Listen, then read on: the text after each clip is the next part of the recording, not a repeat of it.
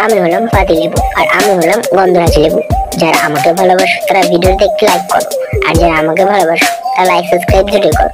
আজকে দেখা যাবে কমেন্ট সেকশনে কার নাম বেশি থাকে, সেটা তো বন্ধুরাই বলবে। তুই এবার শুরু কর। ওকে, আমার রং সবুজ আর পাকলে হলুদ, আর তোর? আমারও রং সবুজ আর পাকলে হলুদ। আমার মধ্যে অ্যাসিডের মাত্রা কম থাকে এবং আমার স্বাদ একটু তেতো হয়, আর তোর?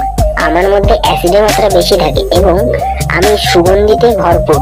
আমাকে ব্যবহার করা হয় সুস্বাদু খাবার বানাতে এবং বাচ্চাদের পছন্দের জিনিস জুস বানাতে, আর তোকে?